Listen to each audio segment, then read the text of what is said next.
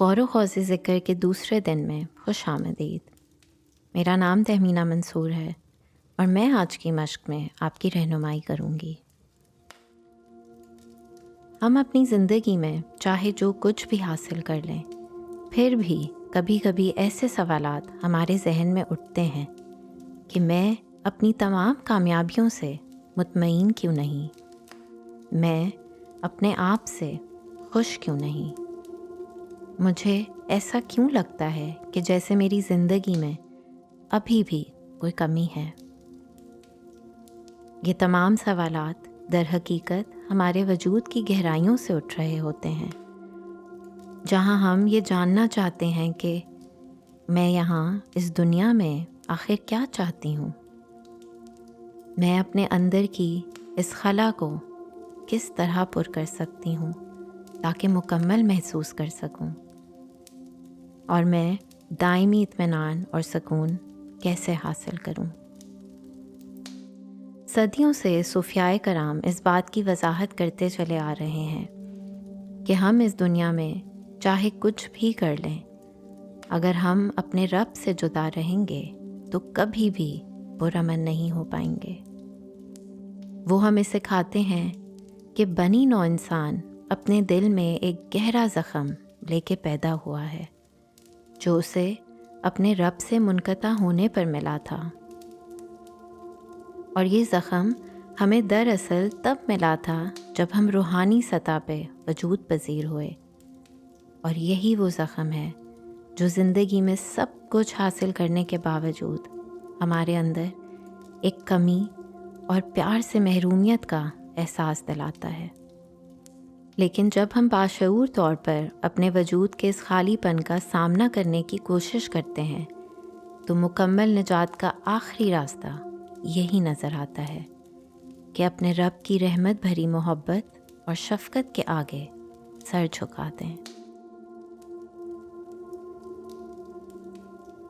لہٰذا ہمیں یاد رکھنا چاہیے کہ اس دنیا میں ہم چاہے جتنی بھی مشقت کیوں نہ کر لیں، دائمی سکون صرف خدا کو یاد کر کے اور اس سے رجوع کر کے ہی پا سکتے ہیں۔ اور سچ تو یہ ہے کہ ہم یہاں اس دنیا میں آئے ہی اس مقصد کے لیے ہیں کہ اپنے اندر تقویٰ قائم کریں، یعنی اپنے شعور میں اپنے رب کی حقیقت کو بیدار ہونے دیں جو لافانی رحمت اور محبت کا پروردگار ہے۔ اور جب ہم اپنے خالق سے عشق و رغبت کا جذبہ قائم کرتے ہیں تو ہمارا پورا وجود تبدیل ہو جاتا ہے، حتیٰ کہ ہر صبح احساس آزادی اور نجات سے ہمارا استقبال ہوتا ہے۔ امام جعفر الصادق رحمۃ اللہ علیہ، جو ہم سب کے لیے روحانی علم کا ایک عظیم ذخیرہ ہیں، سمجھاتے ہیں کہ لوگ 3 طریقوں سے خدا کی عبادت کرتے ہیں۔ غلام کی عبادت، جو عذاب کے خوف سے خدا کی عبادت کرتا ہے۔ تاجر کی عبادت، جو کسی فائدے کی طلب میں خدا کی عبادت کرتا ہے۔ اور ایک آزاد انسان کی عبادت، جو صرف محبت اور شکر گزاری سے خدا کی عبادت کرتا ہے۔ اللہ کی ہستی کو بیان کرنے والے پہلے 2 نام الرحمن اور الرحیم ہیں، جن کا مطلب سب سے زیادہ ہمدرد اور رحم کرنے والا ہے۔ عربی زبان میں یہ دونوں نام ایک ہی لفظ سے ملتے ہیں، رحم، جس کا مطلب ہے ماں کی کوکھ۔ اگر اس کے معنی پہ غور کیا جائے تو ہمیں یہ اندازہ ہوگا کہ خدا کی محبت ایک ماں کی اپنی کوکھ میں موجود بچے کی محبت کی مانند ہے، شفقت سے بھرپور، بچے کو دیکھے یا جاننے سے قبل۔ یہ کتنی عظیم بات ہے کہ بچہ دنیا میں قدم رکھنے سے پہلے ہی اس محبت کو پا لیتا ہے۔ ایک ایسی محبت ہے جو کسی شرط پہ منحصر نہیں۔ خدا کے ناموں کا مفہوم اسی بات کی تصدیق کرتا ہے کہ اس کی محبت بھی ایسی ہی ہے، بلکہ ہمارے تصور سے بھی کہیں زیادہ۔ اس کی محبت کو ایسے بھی سمجھا جا سکتا ہے کہ جیسے سورج کی ہمیشہ قائم اور چمکتی روشنی، جو چاہے کچھ بھی ہو جائے ہم پر اپنے پیار کا نور بخشتی رہتی ہے، کیونکہ اس کے ایندھن کے ذخائر ایک لافانی گہرائی سے آتے ہیں۔ یعنی اتنی محبت جو ہمارے لیے ناقابل فہم ہے، بغیر کسی استثناء کے یہ ہر کسی کو میسر ہے، بلکہ پہلے سے ہی ہمارے باطن میں موجود ہے اور منتظر رہتی ہے کہ ہم اس کو تلاش کرنے کی کوشش کریں اور اجاگر کریں۔ ہم سب اس دنیا میں جنم لینے سے پہلے ہی اس رحم کی آغوش میں تھے۔ ہم اتنے خاص ہیں اور اسی جانب لوٹنا چاہتے ہیں۔ لیکن سوال یہ ہے کہ کیا ہم اس محبت پر توکل کرتے ہیں اور اسے پانے کے لیے تیار ہیں، یا ہم اپنے بارے میں جو سوچتے ہیں اسے بدلنے کی ہمت رکھتے ہیں؟ میں آپ کو دعوت دیتی ہوں کہ میرے ساتھ اس لامحدود محبت کا اپنی زندگی میں استقبال کریں، کیونکہ صرف اسی کے فضل سے ہم ایک بار پھر اپنے رب سے جڑ سکیں گے، اس گہرے زخم کو بھر سکیں گے، اور اسی کی بدولت ہم پھر اپنے تعلقات میں بھی شفا ڈھونڈ پائیں گے، اپنے عزیز و اقارب سے اور دیگر پوری دنیا سے بھی۔ آپ اپنے لیے ایک آرام دہ اور پرسکون جگہ کا انتخاب کریں جہاں آپ کو کسی قسم کی پریشانی نہ ہو۔ اپنی کمر کو کسی سہارے پر ٹیک دیں اور اپنے ہاتھوں کو آرام سے اپنے گھٹنوں پر رکھ لیں، اور آہستہ آہستہ اپنی آنکھوں کو بند ہونے کی اجازت دیں۔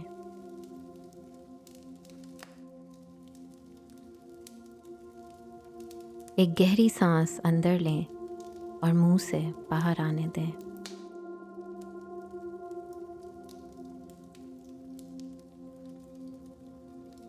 ایک اور سانس اندر لیں اور اس کے ساتھ ہی اپنے کندھوں کو کانوں سے نیچے گرنے دیں اور انہیں بالکل ڈھیلا چھوڑ دیں۔ پھر اپنی نشست میں خود کو ڈوبتا محسوس کریں۔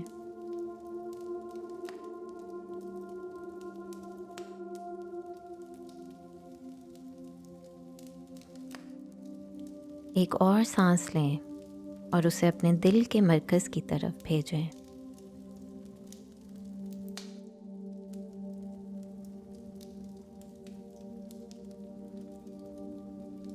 ایک بار پھر سانس لیں، دل کے مرکز میں بھیجیں۔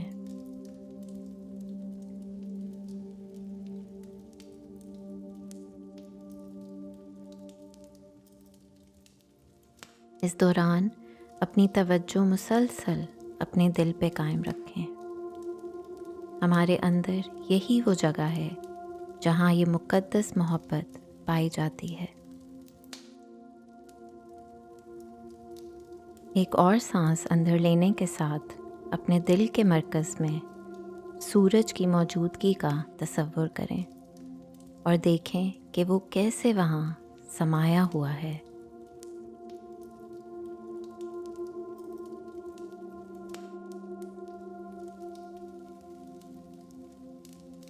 آہستہ آہستہ اپنی توجہ اس کے روشن نظارے کی طرف قائم کریں۔ دیکھیں کیسے اس کی چمک شروع میں کم محسوس ہوتی ہے، لیکن جیسے جیسے آپ سانس لے رہے ہیں، اس کے ساتھ ساتھ آپ کے اندر اس سورج کی چمک ابھرنے لگی ہے۔ غور کریں کیسے ہر گزرتی سانس کے ساتھ اس کی روشنی بڑھتی جا رہی ہے۔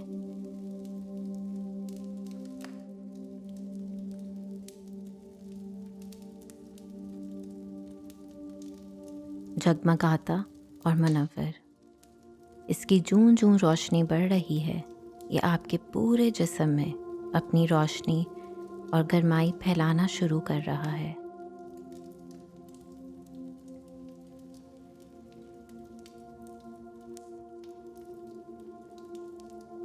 देखें कैसे ये चमकती रोशनी आपके पूरे वजूद को अपनी आगोश में लेती जा रही है।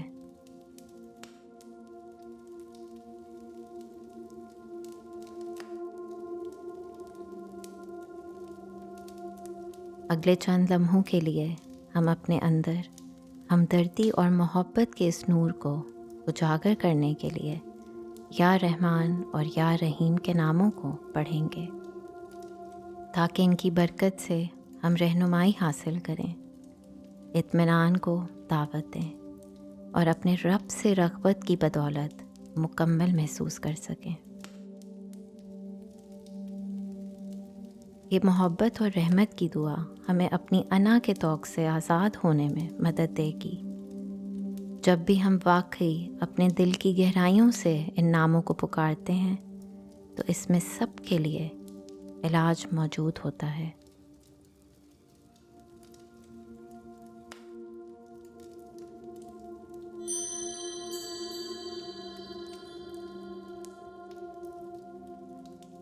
या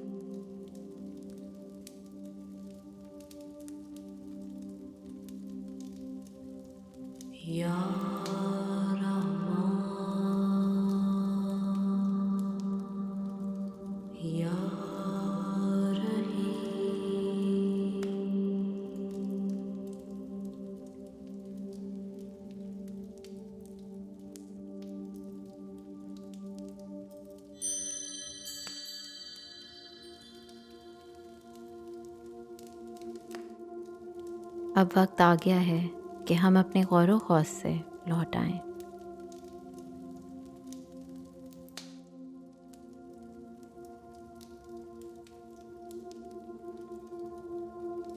آہستہ سے اپنی توجہ اپنے جسم پر واپس لائیں۔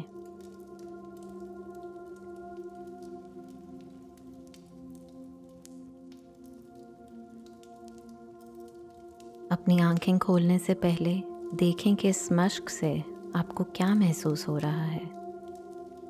آپ اپنے اندر کی توانائی میں کوئی تبدیلی محسوس کر رہے ہیں؟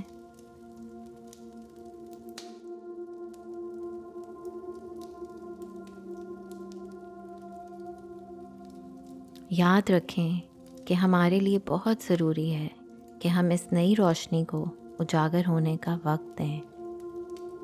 اگر آپ اپنے اندر کسی بھی قسم کی رکاوٹ محسوس کر رہے ہیں تو اپنے اس محدود حصے کو ہمدردی سے تسلیم کریں اور اس سے محبت کریں۔ یہ اس مشق کا سب سے اہم حصہ ہے۔ جس طرح ہر چیز اپنے وقت سے وجود پذیر ہوتی ہے، اسی طرح ہمیں اپنی حدوں کو دیکھنا ہے۔ ایسے سمجھیں کہ ہمارے نفس کا ایک باب ختم ہوگا تو نیا کھلے گا۔ میں بہت شکر گزار ہوں کہ آپ آج میرے ساتھ موجود ہیں۔ میں آپ کے لیے رحمت اور امن سے بھرپور ایک روشن دن کی خواہش مند ہوں اور دعا کرتی ہوں کہ آپ کا دل پرسکون رہے۔ اللہ حافظ۔